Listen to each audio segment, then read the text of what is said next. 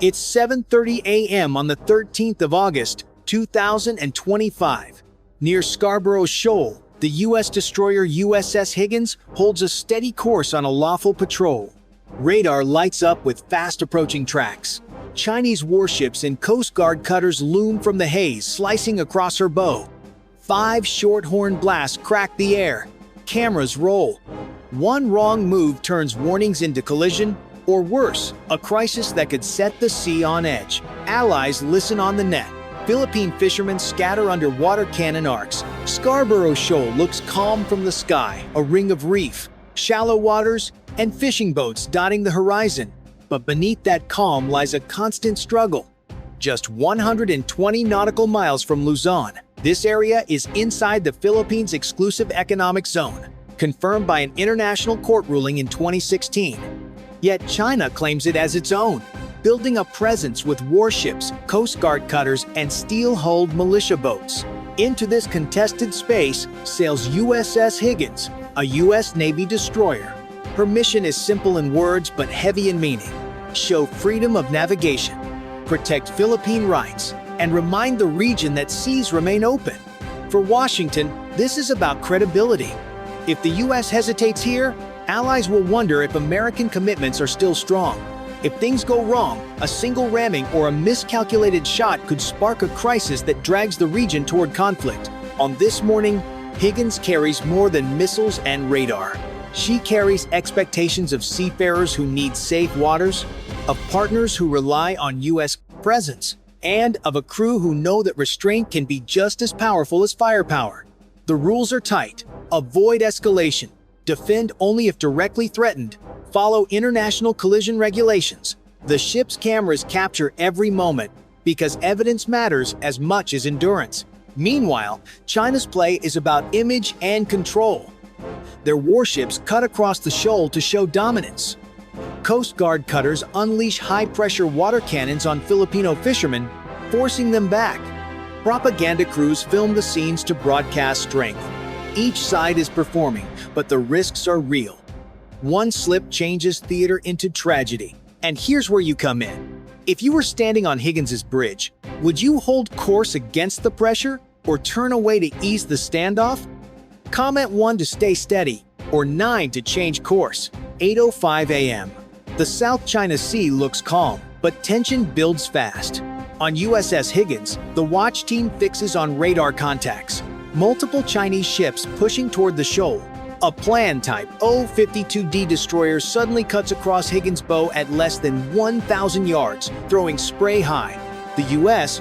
bridge reacts instantly. 5 short-horn blasts. The universal danger signal. Sailors tense, but the course holds. Radio static crackles. Mandarin, you are entering Chinese waters. Leave immediately. Calm English replies, we are operating in international waters. Both know the exchange is recorded. Cameras and mics track everything. Documentation here is as decisive as weapons. 8:30. The Chinese Coast Guard makes its move. A Zhaotou-class cutter, 12,000 tons of steel, surges toward Filipino fishing boats. Water cannons roar, battering the small wooden hulls. From Higgins Bridge, the scene is plain. Beijing isn't only confronting Washington, it is intimidating Manila's citizens. 9:15. The pressure escalates. A planned Type 54-ampere frigate swings close, its wake slamming into Higgins' side. Officers grip their consoles, but the helm stays steady. Restraint is a tactic. A sudden turn could look like retreat. A push forward risks collision. Neither serves U.S. interest. The crew's training holds steady hands, steady eyes, steady will. Support looms above.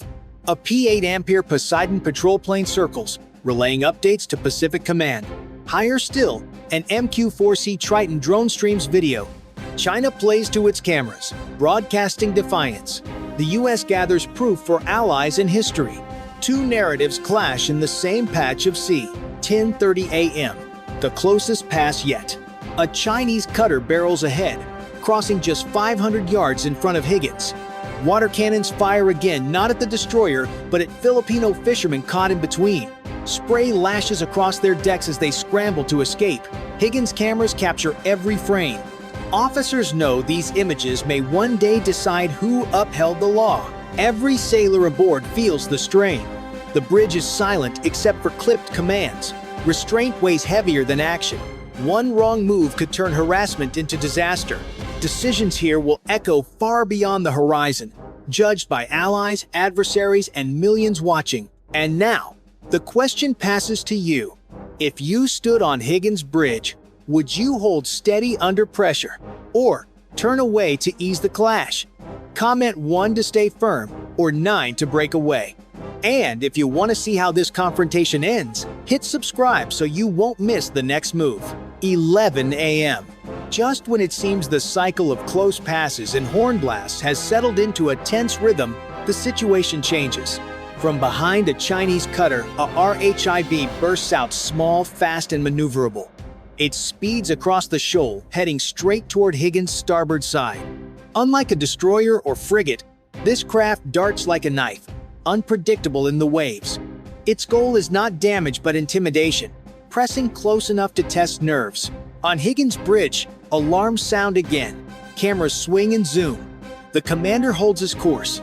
Instead of reacting, the crew falls back on training, drilled endlessly at home. Every sailor knows the sequence. Spot, call, confirm, act. Radar operators call out range. Lookouts scan the sea. The Combat Information Center confirms intent.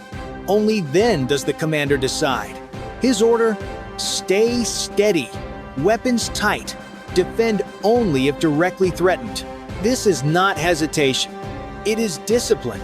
U.S. Navy crews practice this exact problem. Small, fast craft approaching at odd angles, weaving through clutter. Drills repeat until instinctive. Judge distance, angle, and closure in seconds. Training emphasizes restraint because sudden turns can cause collisions and trigger escalation. Composure is the true weapon here. Panic is the enemy. The RHIB cuts close, so near that cameras capture faces on deck. Chinese sailors wave flags and raise cameras of their own. For Beijing, the stunt is propaganda. For Higgins, it is one more entry in the logbook. Another clip of reckless behavior to hand allies and courts. The crew feels the adrenaline surge, but their rhythm holds.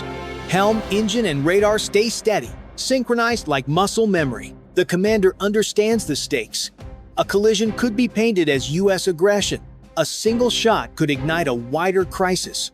The greater mission is to show consistency, reliability, and control.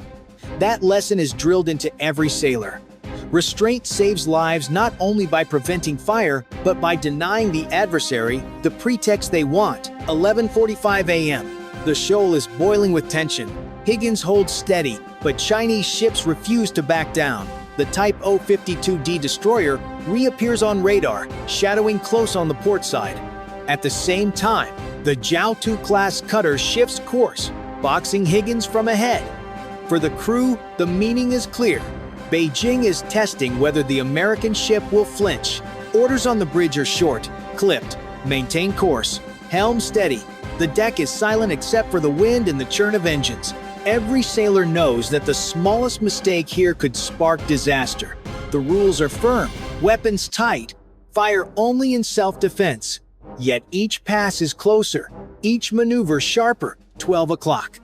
The shoal erupts in chaos. The Chinese cutter blasts its water cannons again, forcing another group of Filipino fishermen to scatter.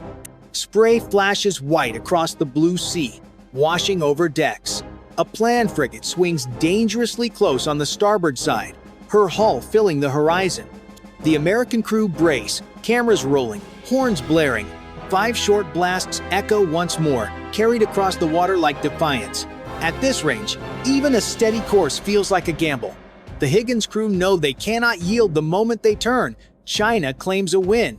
But one wrong step could end in steel grinding against steel, a collision seen worldwide. The bridge team balances on a razor's edge, holding nerves as steady as the helm. Above, the P-8 Ampere Poseidon circles, relaying the drama live. The MQ-4C streams the unfolding standoff to Pacific Command. Allies are already watching the feeds, waiting to see who bends first. Higgins cannot afford to show weakness. yet cannot afford escalation either. It is a paradox every sailor feels in their bones. 12:15. The closest call yet.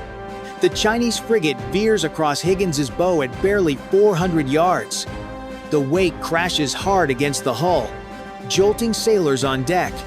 A heartbeat of silence follows. Then Higgins responds the only way she can, steady, unmoved, unshaken. Discipline holds the line. The climax is not gunfire, but restraint. For the crew, the victory is measured in inches. No collision, no shot fired, no retreat. The cameras have captured everything. Evidence that the U.S. held firm under extreme pressure. The message is clear. Power is not only measured in weapons launched, but in control maintained. And here's where you come in. If you were on that bridge, would you hold steady against the surge or turn aside to avoid disaster? Comment 1 to stand firm, or 9 to yield. And if you want to witness the next clash in this dangerous game, hit subscribe so you won't miss what comes after. 12:30 p.m. The clash eases. One by one, Chinese ships widen the gap, their formations loosening as they drift back toward the shoal. The closest point of approach now stretches past 500 yards. Higgins, still holding her steady course, watches as the cutters and frigates peel away. No collision, no shots fired. The crew exhales in silence, the tension slowly unwinding. Damage checks sweep the decks. Nothing broken, nothing burned, yet the weight lingers. For sailors, the true stress of the day was not in combat, but in the restraint demanded hour after hour. Cameras are offloaded, recordings cataloged. The evidence tells a simple story. China harassed, the U.S. endured, and Filipino fishermen bore the brunt of the pressure. For Washington, the meaning is immediate. Allies see that the U.S. Navy can stand its ground without sparking war. Manila gains proof for its claims, even as its citizens suffer on the water. Beijing shows strength to its audience at home, but the footage also shows reckless aggression abroad. Both sides walk away claiming resolve, but the balance of credibility tips toward those who held steady without breaking. Strategically, the standoff highlights a truth. Deterrence is not always about missiles and guns. Sometimes the stronger message is patience under pressure. By avoiding escalation, Higgins proved that control can outweigh provocation. Yet everyone knows the margin was razor thin. A single error, a slipped helm, a panic turn, an aggressive push could have turned this into a regional crisis. The South China Sea remains contested. Fishermen will return. Chinese cutters will patrol again. U.S. ships will sail the shoal once more. Nothing is settled, and the next encounter could bring a sharper edge. Will China double down with more ships? Will the U.S. alter its tactics? The only certainty is that the cycle is far from over. And here's the final question for you. After seeing how this standoff ended, would you continue holding course in the future, or break away before the danger peaks? Comment 1 to stand firm, or 9 to pull back. And if you want to follow the next confrontation, hit subscribe so you won't miss the coming episode.